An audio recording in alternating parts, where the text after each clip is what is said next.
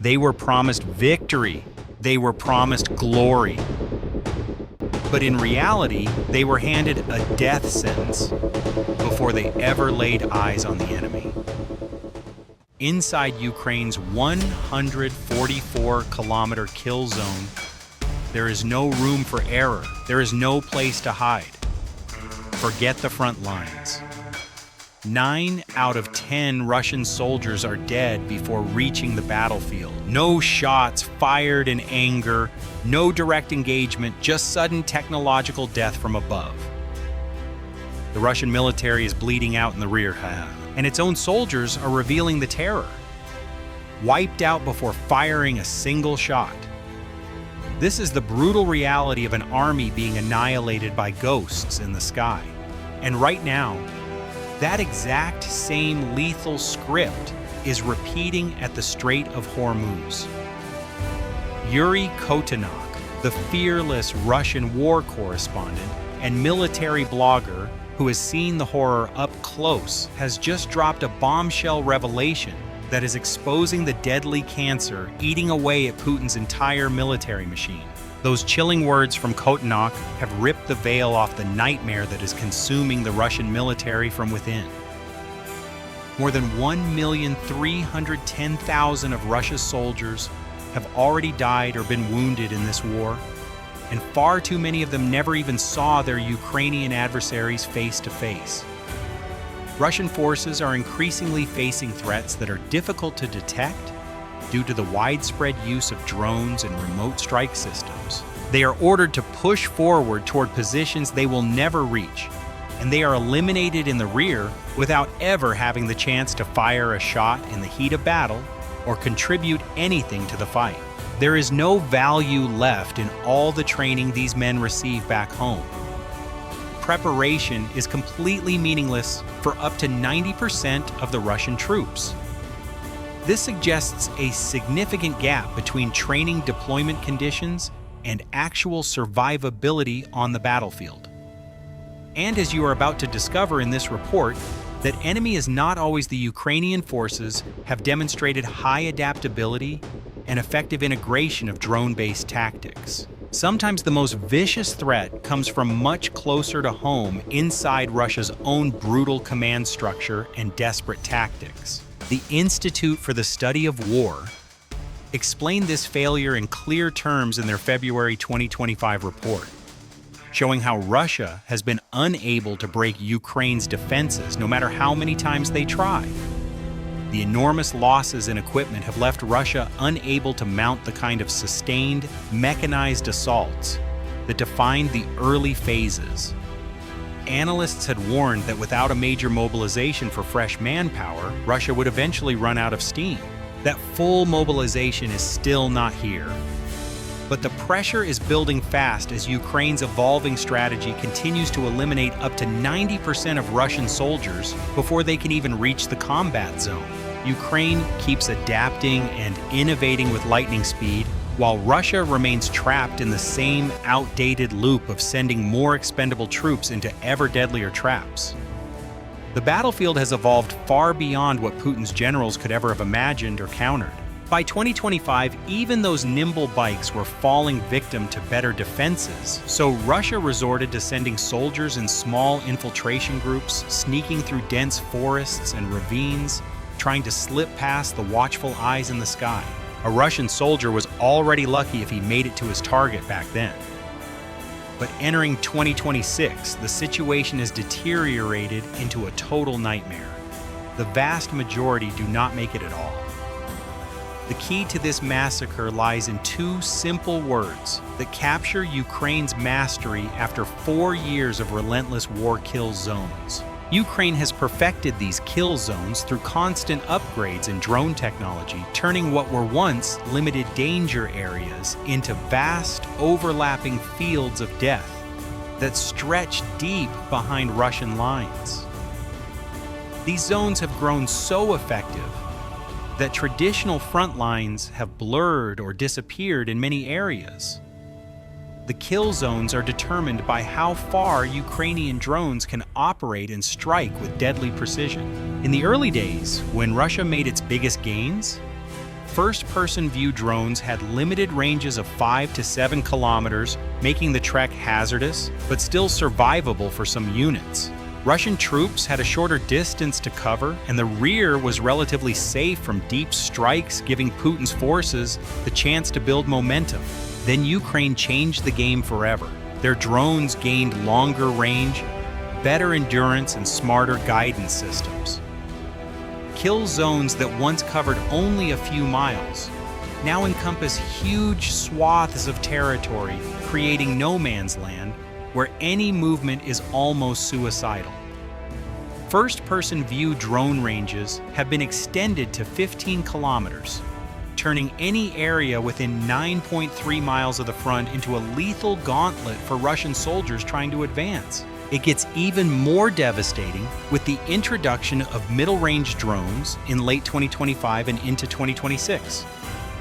These systems allow Ukraine to hit Russian positions up to 144 kilometers, or 90 miles deep, in the rear, targeting troop concentrations, supply convoys, and command posts with pinpoint accuracy.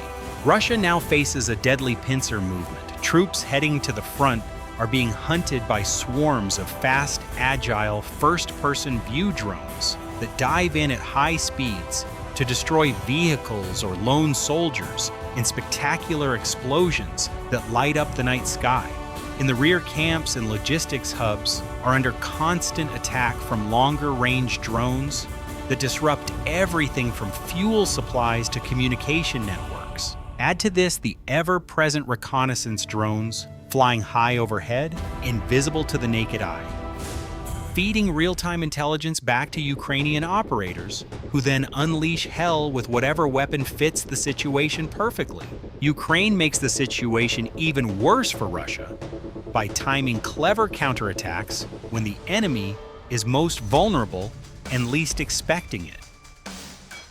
We have covered Ukraine's impressive February counteroffensive that liberated around 480 square kilometers, mostly in the south, pushing the front lines back and catching Russian forces completely off guard. But equally devastating are the deep strikes into what Russia thought were safe rear zones. Take the incredible raid on the Serebryansky forest in eastern Ukraine back in December as a prime example. Russian soldiers were dug in about 6 miles south of Kreminna and more than 5 miles east of the main front line. They felt secure, far from any immediate danger. They were dead wrong. Ukrainian special forces, supported by infantry units and massive drone swarms, launched a coordinated assault that turned the forest into a blazing inferno of explosions and chaos. Drones buzzed through the trees, dropping grenades on foxholes and spotting targets for precision artillery strikes. Special forces moved in silently under cover of darkness, engaging in fierce close-quarters firefights, while drone operators picked off fleeing Russians from above with relentless accuracy. Ukrainian tanks from armored support units rolled up to the forest edge, providing covering fire with their cannons booming as they suppressed Russian positions and destroyed entrenched machine gun nests. The result was a complete rout, with an estimated 2,000 Russian troops lost in a single night of intense, brutal fighting. Bodies littered the forest floor, equipment burned out, and the survivors scattered in total panic. This raid proved beyond any doubt that no Russian position is truly safe, no matter how far behind the lines it seems. The lion's share of the damage, causing 90% of the pre-front losses, is clearly from Ukraine's brilliant drone strategy and adaptive genius. But Russia itself is contributing heavily to its own downfall through sheer incompetence and outright cruelty. While soldiers are forced into these deadly marches through kill zones, many are also falling victim to internal violence and despair. Suicides are surging behind the lines, often with soldiers taking comrades with them in fits of desperation born from the unbearable pressure. In one reported incident in the Moscow region in October 2025, a service member shot a fellow soldier before turning the weapon on himself. The official story tried to downplay it as a simple accident involving weapons safety rules, but eyewitness accounts described injuries to multiple men, suggesting a violent spree fueled by the madness of the war. Then Ukraine changed the game forever. Their drones gained longer range, better endurance, and smarter guidance systems. Kill zones that once covered only a few miles now encompass huge swaths of territory, creating no man's land where any movement is almost suicidal. First-person view drone ranges have been extended to 15 kilometers, turning any area within 9.3 miles of the front into a lethal gauntlet for Russian soldiers trying to advance. It gets even more devastating with the introduction of middle-range drones in late 2025 and into 2026. These systems allow Ukraine to hit Russian positions up to 144 kilometers or 90 miles deep in the rear, targeting troop concentration, supply convoys, and command posts with pinpoint accuracy. Russia now faces a deadly pincer movement. Troops heading to the front are being hunted by swarms of fast, agile first-person view drones that dive in at high speeds to destroy vehicles or lone soldiers in spectacular explosions that light up the night sky.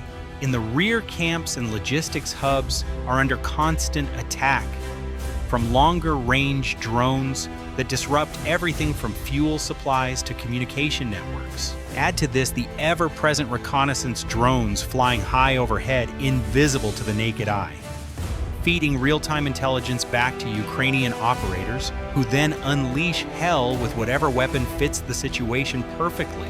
Even more shocking are the executions carried out by Russian commanders on their own men for daring to refuse orders to enter the kill zones. In February 2026, soldiers spoke out about seeing comrades shot or beaten to death for disobedience.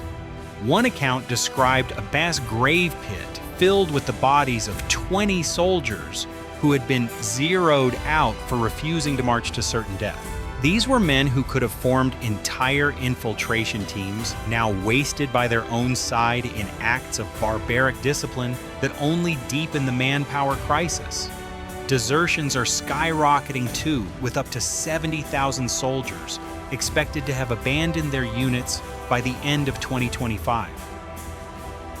These men are saving their own lives by fleeing the madness, but they are also depriving Putin of the manpower he needs for his endless futile assaults. All this adds up to strategic suicide for Russia. Even if you believe in the attritional war approach, it only works if the troops actually arrive in force. In March alone, Russia suffered a record 35,351 casualties. Of those, up to 31,815 never saw the front lines dying in the kill zones or rear. Only a few thousand made it to actual combat. And what did they achieve? According to reports, Russia made 0 frontline gains in March, the first time in 2.5 years.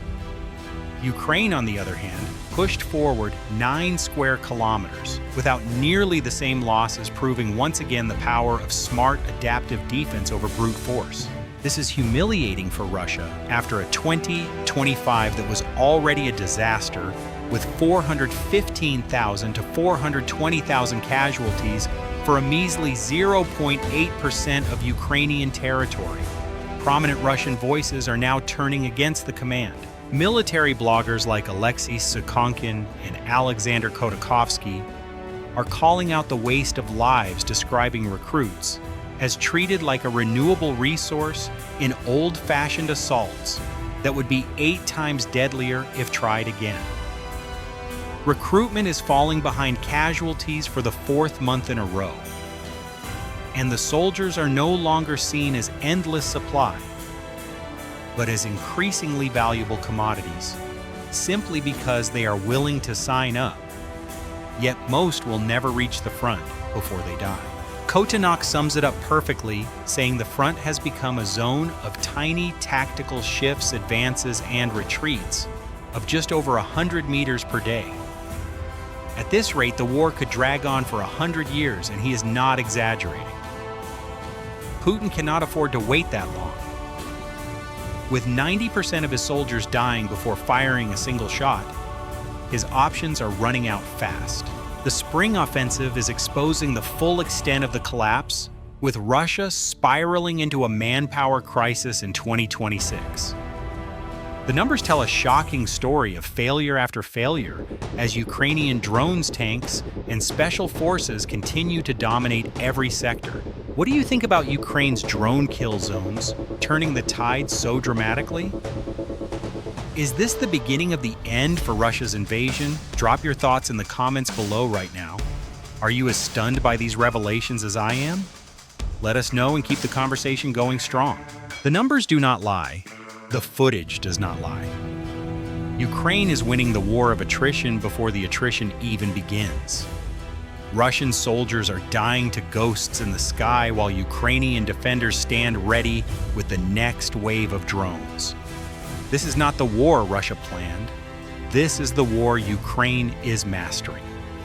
Click subscribe now. Don't miss a single moment of this historic journey. Your time is valuable. We promise analyses as sharp as reality itself. Stay vigilant, stay informed. We'll see you in the next video. Disclaimer. This video contains content generated or supported in whole or in part by artificial intelligence. This material is intended solely for simulation, illustration, and entertainment purposes. It does not represent real-world events, nor does it constitute political or military advice or verified information. Certain elements may be fictional, dramatized, or inaccurate.